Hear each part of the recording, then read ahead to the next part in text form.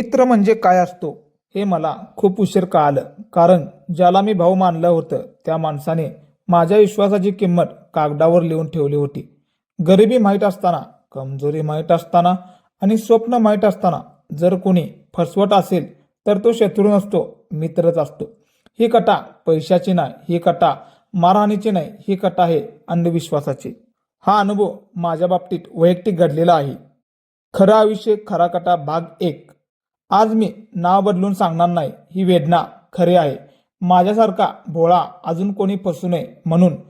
ही खरी आयुष्यातील खरी कथा शेवटपर्यंत ऐका, कारण ही गोष्ट तुलाही कुठेतर लागू पडू शकते. माझा मित्र होतं, त्याचं नाव मी सांगणार नाही, तरीही नाव मी सांगणार आहे. त्याचं नाव होतं संतोष. मी त्याच्यावर डोळे बंद करून विश्वास ठेवला होता. कारण लहानपणीपासून आम्ही एकत्र वाढलं होतं, एकत्र शिकलं होतं. आयुष्यात जे काही दुःख होतं त्याला आधी त्याला सांगायचो. गावात लोक आम्हाला वेगळं मानायचं नाहीत, कारण आम्ही दोघं कायम सोबत दिसायचं. माझ्या घरातली गरिबी त्याला पूर्णपणे माहीत होती. आई वडिलांच्या डोळ्यातील चिट्टा त्याने जवळून पाहिली होती. मी कधीच त्याच्यापासून काही लपवलं नाही, काही गोष्टी मी त्याला सांगितले नव्हते असं झालं नव्हतं. मित्र म्हणजे आपलाच माणूस हा असं मला गैरसमज वाटायचा. त्याच्या शब्दावर माझा पूर्ण विश्वास बसत होता. हा विश्वास पुढे माझ्यासाठी घातक ठरणारा होता. गावातील चहाच्या टपरीवर बसून आम्ही तासनतास भविष्याचे स्वप्न रंगवायचं. ते नेहमी म्हणायचं, आपण दोघे मिळून काहीतरी मोठं करू. मी मनाने सरळ होतं आणि त्याच्या बोलण्यातील चालाकी मला अजिबात जाणवलं नाही, कारण तो माझा जिवलग मित्र होता. तो हसत बोलायचा आणि मी हसण्यामागं काही लपले हे मला कधीच वाटलंच नव्हतं. माझ्या डोक्यात फक्त एवढंच होतं की आपला माणूस आपल्याला माणसं कधी फसवत नाहीत. तो जे सांगायचं ते मी देवाचं वाक्य समजायचं. माझ्या आयुष्याची दिशा मी त्याच्या शब्दावर ठरवत होतं. आज मी मागे वळून पाहतो ते सगळं मूर्खपणा वाटते. एक दिवस त्याने पार्टनरशिपची गोष्ट काढली. माझ्या डोळ्यासमोर वेगळी स्वप्न उभा राहिली होती. तो म्हणाला, आता दिवस बदलणार आहेत, गरिबी कायम मागे पाडणार. मी घरच्यांचा चेहरा आठवला, मनात आशेचा दिवा पेटला. कागदपत्राची भाषा मला काय कळत नव्हती, कारण तू हुशार असल्यामुळे मी काय यात भाग घेतला नव्हता. पण मित्रावर मात्र पूर्ण विश्वास होता आणि हाच विश्वास मला अडचणीत आणणार होता. त्याने सांगितले, फक्त औपचारिक कमी आहे, बाकी सगळे मी बघून घेतो असं म्हणाला. मित्रावर संशय घेणे हा मला कधीच जमलं नाही. मी कागद नीट वाचले नाहीत, अक्षरही नीट पाहिले नाहीत. फक्त त्यांच्या शब्दावर भरोसा ठेवलं आणि सहीही केली. त्या एका सहीने माझं आयुष्य पूर्ण बदलून टाकलं. पण तेव्हा माझी जाणीव नव्हती. काही दिवस सगळं ठीक असल्याचे तो दाखवत होता. पैशाची विचारणे केली तर उद्याचं आश्वासन द्यायचं होता. हळूहळू फोन उचलणे पण कमी झालं होतं. भेटणं टाळायला लागलं. गावाच्या समोरासमोर आलं तरी नजर चुकवायचं. माझ्या मनात संशयाची पहिली ठिणगी पडली, पण मान्य करायला तयार नव्हतं. कारण मित्र म्हणजे शेवटपर्यंत साथ देणारा असतो असे मला वैयक्तिक वाटायचं. एक दिवस मी कागदा पुन्हा हातात घेतले. शांतपणे वाचण्याचा प्रयत्न केला, कारण की इंग्रजी असल्यामुळे थोडं मला वाचायला जमत नव्हतं. अक्षर समजायला लागली आणि छातीत धडधड वाढायला लागली. सगळं अधिकार त्याच्या नावावर होते, माझं फक्त सहीपुरतं होतं. पायाखालची जमीनच सरकली. डोळ्यासमोर अंधार आला. त्या क्षणी मला कळालं, मी फसलो गेलो आहे. तेही कुणाकडून नाही, माझ्या मित्राकडून. मी थेट त्याच्याकडे गेलो. डोळ्यात डोळे घालून जाब विचारला. तो अजिबात घाबरलाय, उलट शांतपणे म्हणाला, हा व्यवहार आहे, भावना आणू नकोस.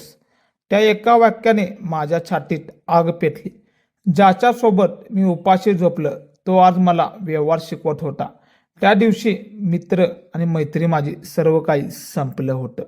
त्या रात्री मला झोपच लागत नव्हतं. डोळे बंद केले की त्या मित्राचाच चेहरा दिसत होता. मनात एकच प्रश्न होता, मी एवढा भोळा कसा ठरलो?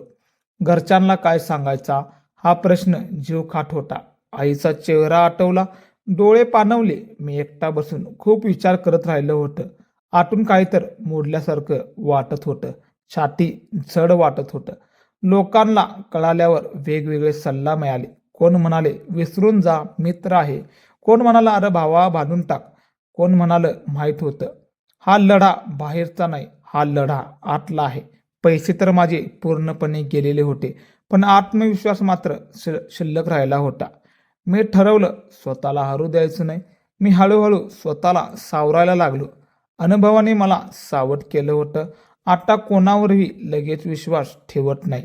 शब्द जरी गोड असले तरी अर्थ शोधतो, कागद वाचतो, प्रत्येक सही विचार करतो. मित्र कमी झाले पण आयुष्य स्पष्ट झाले आणि डोकं मात्र शांत झालं. त्या फसवणुकीने मला कुमकवत केलं नाही, उलट मजबूत केलं. माणसं ओळखायला शिकवलं, स्वतःची किंमत कळाली. आज मी कमी बोलतो पण जे बोलतं ते ठाम असतं. कोणी गोड बोललं म्हणजे आपलं माणसं असे नसतं असं म्हणत नाही. अनुभव मला सावध ठेवतो. आज मी तरुणांना सांगतो, मित्र निवडा पण डोळे उघडून ठेवा. भावनापेक्षा कागद महाग असतो, हे सत्य आहे. अंधविश्वास आयुष्य पूर्णपणे बर्बाद करतो. मित्रांनो, विश्वास ठेवा पण तपासू, कारण फसवणूक अचानक होत नाही, ते हळूहळू आखली जात असते. दुसरा कोण आखत नाही, ते आपला मित्रच आखत असतो. माझ्या आयुष्यात तो माझा मित्र नाही, पण त्याने दिलेला धडा मात्र मला माझ्या डोक्यात कायमस्वरूपी शिल्लक आहे. माणसं येतात जातात पण अनुभव आयुष्यभर राहतो. मी राग धरला नाही कारण राग मला खाली ओढतो. मी माफ केलं कारण माफी मला वर घेऊन जाते आणि पुढे चालायला मला ताकद देतो. आज मागे वळून पाहते तेव्हा राग कमी आणि शिकवण जास्त दिसते. त्या घटनेतून मला माणूस म्हणून घडवलं होतं. माझा स्वभाव भोळा भावडा होता. अजूनही विश्वास ठेवतो पण डोळे उघडे ठेवून. मित्र कमी आहेत पण जे काय आहेत मोजके आहेत पण खरे आहेत.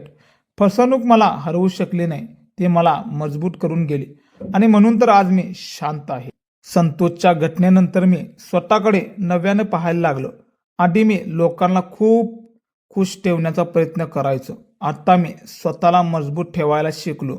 माझ्या शांतपणाचा लोकांनी गैरफायदा खूप घेतला होता. ते सत्य स्वीकारायला थोडा वेळ लागला पण मी स्वीकारलं. माझं मन हलकं झालं. आता मी स्पष्ट बोलतो, जे काय आहे ते तोंडावर बोलतो. जे पटत नाही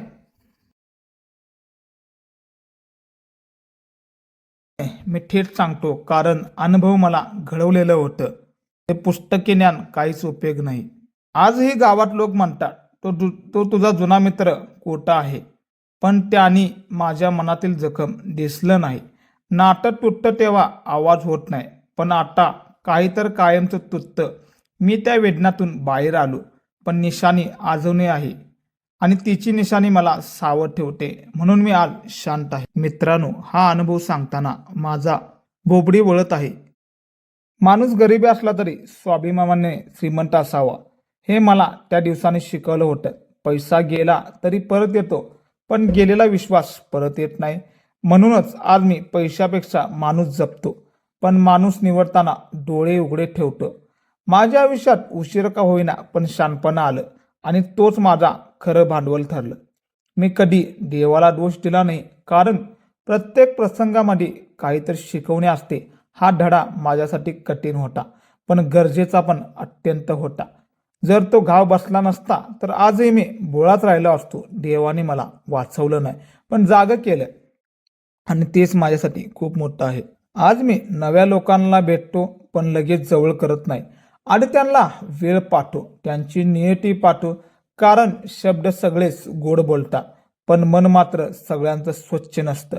हे सत्य मी अनुभवलं आहे, कारण संतोषच्या वागण्यावरून बोलण्यावरून मला खूप काही अनुभव आलेला आहे आणि अनुभवावरून शिकलेला माणूस पुन्हा तीच चुका अजिबात करत नाही. परंतु मित्रांनो, मी त्या मित्राचं नाव आजही घेत नाही, कारण नावापेक्षा धडा मोठा आहे. त्यांनी मला फसवले हा मी धडा मानतो, पण आयुष्याने मला वाचवलं. मी रागही धरला नाही, कारण रागाने माणूस जळतो. मी पुढे निघालो कारण पुढचं आयुष्य माझं आहे आणि मी फक्त धडे पाहतो, माझ्या मित्राचं नावही पाहत नाही. आज माझ्या जीवनात भीती नाही, कारण मी सत्य बोलतो. माझ्या नजरेत लाज नाही आहे, कारण मी चुकीचा नव्हतं. फसवणूक सहन करणे कमजोरी नाही, ती परिस्थिती असते आणि परिस्थितीतून बाहेर पडणे ही तर खरी मर्दानी ताकद असते आणि ती ताकद मी कमवलेली आहे. मी आजही म्हणतो, मित्र ठेवा पण कागद स्वतः वाचावा. कोण कितीही जवळचा असो, सही ही भावना नाही, ती जबाबदारी आहे. हे मला उशीर का आलं पण कायमचं कळलं आणि आता मी ते विसरणार नाही.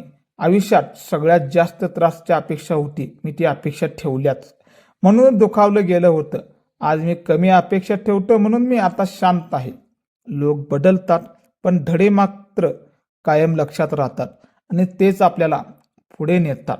कारण माझ्या आयुष्यात गोंधळ नाही, कारण मी ठरवून चालतो. कोण जवळ कोण दूर हे मी स्वतः ठरवतो. माझ्या शांततेला किंमत आहे आणि मी ती कोणासाठी घालवतही नाही, कारण शांत मन हेच खरं यश कमवलं आहे. या घटनेनंतर मला एक गोष्ट शिकवली, आपण चांगले आहोत याचा अर्थ सगळेच चांगले असतात असे नाही. म्हणून आज मी स्वतःला बदललं पण मन मात्र वाईट केलं नाही, कारण वाईट होणे सोपं असतं, चांगलं राहणे कठीण असतं आणि मी कठीण आणि कमखर मार्ग धरला होता. आज मी स्वतःवर विश्वास ठेवतो लोकांपेक्षा, कारण स्वतःची साथ कधी सुटत नाही भावा. मी पडतो, मी स्वतःला उतरतो. कोणी हात दिला तर ठीक, नाही दिला तर डबल ठीक, कारण मी आता कमजोर नाही, हे तर माझं खरं बळ आहे. जर भावा तू हे ऐकत असशील आणि तुझ्या आयुष्यात असं काही घडलं असेल तर लक्षात ठेव, तू एकटा नव्हस. फसवणूक आयुष्य संपवत नाही, ती आयुष्याची दिशा बदलते आणि योग्य दिशेला नेते. तू थांबायचं नसतं, हे सत्य आहे. आज मी अभिमानाने उभा आहे, कारण मी तुटलो नाही, बदललो नाही, मी शिकलो आणि मी पुढे गेलो. फसवणूक मला हरवू शकलो नाही, ती मला मजबूत करून गेली आणि हाच माझ्या आयुष्यातील खरी जिंक आहे. मित्रांनो, हा अनुभव सांगताना माझी बोबडी वळाली होती. आता तुम्ही समजून जावा का बोबडी माझी वळाली. कृपया कमेंटमध्ये सांगा. हा अनुभव कसा वाटला कृपया लाईक करा, शेअर करा, सबस्क्राईब करा. असेच खरे आयुष्य खरा कटा भाग 2 लवकरच येत आहे. श्री स्वामी समर्थ.